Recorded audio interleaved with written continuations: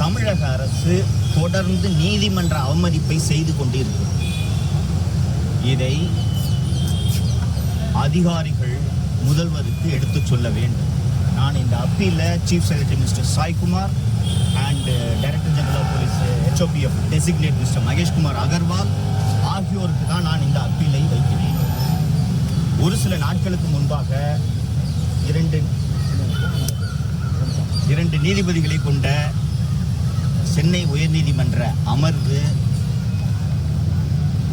மிக கடுமையான கண்டனங்களை கூடுதல் டிஜிபி திரு அருண் அவர்கள் மீது பிறப்பித்தது. இது போன்ற கடுமையான கண்டனத்திற்கு எந்த அதிகாரியாவது சமீப கால வரலாற்றில் ஆளாகி இருப்பாரா என்றால் சந்தேகமே. மிக கடுமையான கண்டனங்கள். எந்த அளவுக்கு கண்டனங்களை தெரிவித்திருக்கிறார்கள் என்றால், இந்த பதவியில் இவர் இருக்கக்கூடாது, இந்த பதவிக்கு இவர் பொருத்தமானவர் இல்லை என்பதை எழுத்தில் பதிவு செய்திருக்கிறார்கள். அரசு அதிகாரிகள் கவனத்தில் கொள்ள வேண்டும். இது ஓரல் அப்சர்வேஷன் இல்ல. அது என்ன சார், ஓகிட்ட டிக்டாவா? ஓரல் அப்சர்வேஷன் இல்ல, தீர்ப்பு.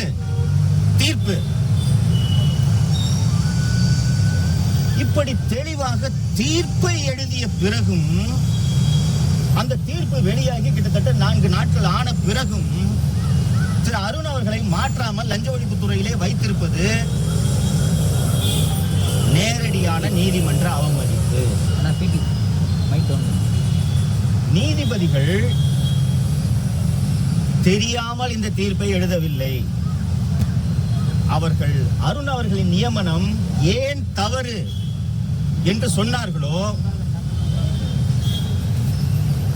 அதற்கான காரணங்களை திரு அருண் அவர்கள் தற்போது லஞ்ச ஒழிப்பு துறையில் செய்து கொண்டிருக்கிறார். அன்பார்ந்த தோழர்களே, சென்னை உயர்நீதிமன்றம், குறிப்பாக நீதிபதி திரு SM சுப்பிரமணியம் அவர்கள் தலைமையிலான அமர்வு ஆடலிகளை பயன்படுத்தக்கூடாது, அரசு வாகனங்களை துஷ்பிரயோகம் செய்யக்கூடாது என்று பல தீர்ப்புகளை வழங்கியிருக்கிறது. தமிழகத்தின் தலைமைச் செயலாளர் திரு சாய்குமார் அவர்களுக்கும் DGP designate mister Maheshkumar Agarwal அவர்களுக்கும் நான் ஒரு தகவலை சொல்லிக்கொள்ள விரும்புகிறேன். இன்று இந்த தருணத்தில் சென்னை மாநகர காவல்துறையின் 5 வாகனங்கள் லஞ்ச ஒழிப்பு துறையில் ஓடிக்கொண்டிருக்கின்றன. முதல்வர் அவர்கள் பதவியேற்கும் நாளன்று ₹1 யாரையும் திருட விட மாட்டேன்னு சொல்றாரு. இவர் கண்ணு முன்னாடி லஞ்ச ஒழிப்பு துறையில் அருண் அவர்கள் இந்த திருட்டை நடத்தி கொண்டிருக்கிறார். 5 வாகனங்கள், ஒரு வாகனத்துக்கு 160 லிட்டர் கோட்டா. கரெக்டா சார்? 160. எக்ஸ்ட்ரா கோட்டா ஒரு 60 சார். எக்ஸ்ட்ரா கோட்டா ஒரு 60. இன்னைக்கு சாதாரண குடிமகன்கள் அந்த பெட்ரோல் டீசல் போடுறதுக்கு எவ்வளவு கஷ்டப்பட்டு இருக்கோம். நீங்க எல்லாருமே கஷ்டப்பட்டீங்க. எல்லாம் 2 வீலர் வச்சிருப்பீங்க. அந்த விலை ₹1.50 ஏற நீங்க பகிருங்க உங்களுக்கு. ஆனா 100 ரூபாய்க்கு போட்டோன்னா 100 ரூபாய்க்கு காத்து தான் வரும். 5 வண்டிங்க. நீதிபதி திரு SM சுப்பிரமணியம் அவர்கள் பல்வேறு தீர்ப்புகளில் ஆடலி முறை வெள்ளைக்காரர்கள் உருவாக்கிய முறை, ஒரு ஜனநாயக நாட்டில், இந்தியா போன்ற ஜனநாயக நாட்டில் அதற்கு இடமில்லை என்று எழுதியிருக்கிறார் தீர்ப்பில். தலைமைச் செயலாளர் அவர்களே, காவல்துறை இயக்குனர் அவர்களே, சென்னை மாநகர காவல் துறையின் ஸ்ட்ரெங்த் சேர்ந்த சென்னை மாநகர காவல்துறையோட ஸ்ட்ரெங்த்ல சென்னை மாநகர காவல்துறையில சம்பளம் வாங்கக்கூடிய 20 காவலர்கள் இப்போது லஞ்ச ஒழிப்பு துறையில் வேலை செய்து கொண்டிருக்கிறார்கள். ஆலந்தூரில் உள்ள லஞ்ச ஒழிப்புத்துறை இயக்குனர் அலுவலகத்தில், அந்த இயக்குனர் அலுவலகத்துக்கு நேர் எதிராக இணை இயக்குனரின் அலுவலகம் இருக்கும். இப்போது ஜாயிண்ட் டைரக்டர் போஸ்டுக்கு வேக்கண்டா இருக்கு.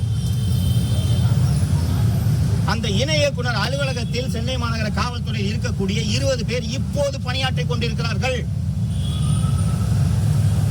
ஒரு உயர்நீதிமன்ற டிவிஷன் பெஞ்ச் சொல்லுது, இவர் இந்த பதவிக்கு தகுதியானவர் அல்ல.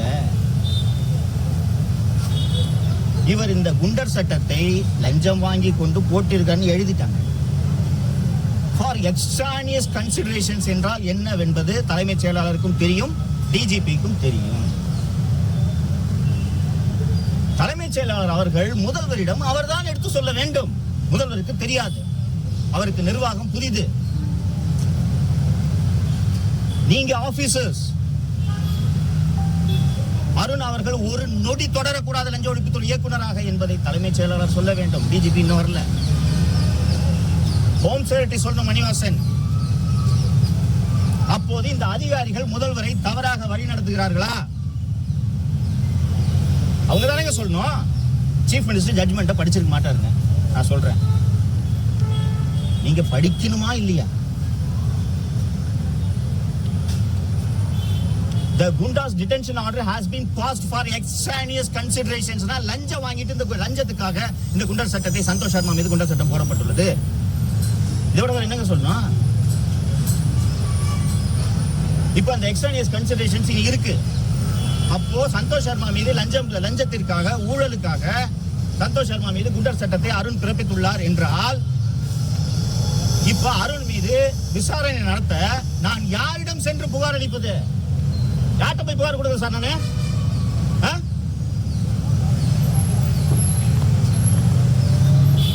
இது தமிழக அரசுக்கு மிகப்பெரிய அவமானம். நீதிபதிகள் கடந்த வாரம் இந்த புதனுக்கு முன்னாடி புதன்ல நீதிபதிகள் திரு அருண் அவர்களை நேரில் வந்து ஆஜராக வேண்டும் என்று உத்தரவு போடுகிறார். இது எல்லாருக்கும் தெரியும். ஜெயில நானே படிச்சேன். அப்படி இருக்கும்போது நீதிமன்றம் அருணை வரவழைத்து என்ன சொல்கிறது என்பதை பார்த்த பிறகுதானே நீங்கள் பதவி நியமனத்தை வழங்கியிருக்க வேண்டும். புதன்கிழமை கோர்ட்ல அப்பியர் ஆகணும், செவ்வாய்க்கிழமை இவருக்கு அருணை விஜிலன்ஸ் டைரக்டரா போட்டீங்கன்னா கோர்ட்டை கிண்டல் பண்ற மாதிரி இல்ல? அப்படித்தான் நீதிமன்றம் எடுத்துக்கொண்டது. நாங்க இவரை வர சொல்லி இருக்கிறோம், மீடியால ரிப்போர்ட் ஆயிருக்கு, ஊருக்கே தெரியுது. நாங்க வர சொல்லி இருக்கோம், ஏதோ ஒரு காரணம் இருக்கும், வந்த பிறகு போஸ்டிங் போடுங்க. நாங்க வர சொல்றதுக்கு முத நாள் வந்து நீங்க அவரு லஞ்ச ஒழிப்புத்துறை இயக்குனரா போட்டீங்கன்னா என்னங்க அர்த்தம்? கிண்டல் பண்றீங்களா? கோர்ட்டை பார்த்தா உங்களுக்கு கிண்டலா இருக்கா? இதான் மீனிங்.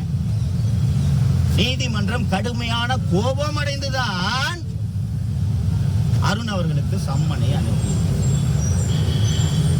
நீதிமன்றம் அந்த சம்மனை அனுப்ப வேண்டிய தேவையெல்லாம் இல்ல. கோர்ட்ல பப்ளிக் ப்ராசிக்யூட்டர் இருக்காரு, அரசு வழக்கறிஞர் இருக்காரு.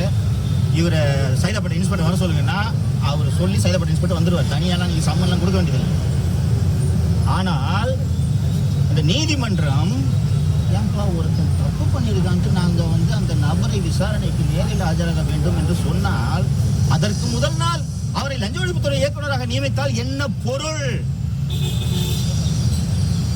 இதற்காகத்தான் நீதிமன்ற ஊழியரை விட்டு அருணை நேரில் ஆஜராக மாதிரி சம்மனை சரு பண்ணுங்கன்னு சொல்லிட்டு அன்னைக்கு காஸ் லிஸ்ட்ல formerly commissioner of police at present director of vigilance and anti corruption caste list போடுறாங்கன்னா நீங்க அந்த பதவிக்கு அவர்களை நியமித்ததை நீதிமன்றம் விரும்பவில்லை என்பதுதான் பொருள். அது ஒரு இண்டிகேஷன். அப்போயாவது புரிஞ்சிருக்கணும் அரசு. தீர்ப்புல எழுதுறாங்க, ஆக சிறந்த பண்பாளர்களும் நேர்மையாளர்களும் வகித்த பதவி அந்த லஞ்ச ஒழிப்புத்துறை இயக்குனர் பதவி. பேர் எழுதுறாங்க, சிஎல் நரசிம்மன்,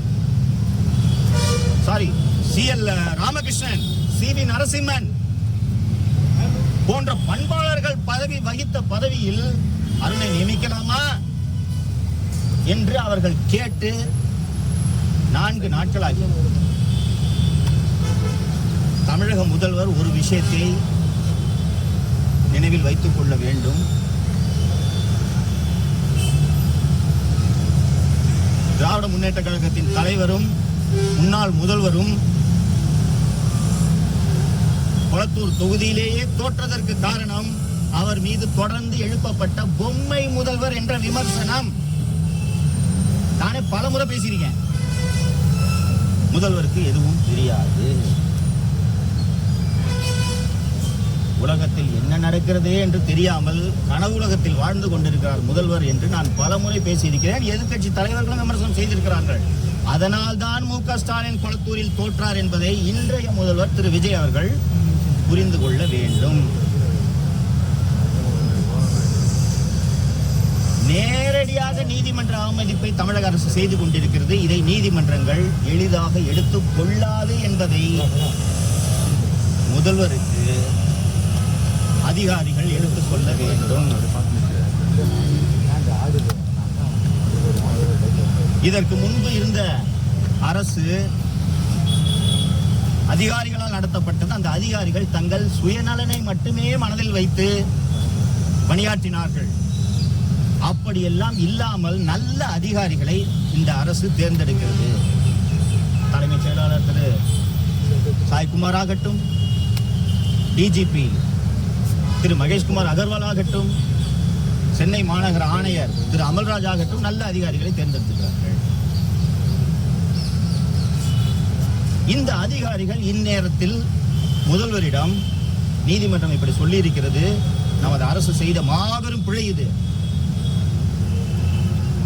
அதற்கான காரணத்தை கண்டறிய வேண்டும். அதற்கு முன்பு முதலில் நீதிமன்ற உத்தரவிலேயே எழுதியிருப்பதனால் உடனடியாக அருண் அவர்களை லஞ்ச ஒழிப்பு துறையிலிருந்து மாற்ற வேண்டும் என்பதை முதல்வர் அவர்களுக்கு இந்த அதிகாரிகள் எடுத்து கூறியிருக்க வேண்டும்.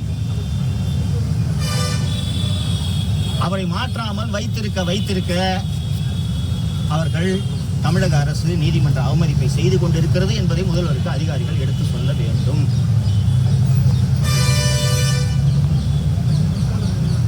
கடந்த ஆட்சி காலத்தில் இருந்த அதிகாரிகளைப் போலவே இந்த ஆட்சியிலும் இருக்கக்கூடிய அதிகாரிகள் முதல்வரை தவறாக வழிநடத்துகிறார்களோ என்ற சந்தேகம் எனக்கு இருக்கிறது. முதல்வர் அவர்களிடம் எடுத்து சொல்ல வேண்டும் என்பதற்காகத்தான் இந்த பத்திரிகை.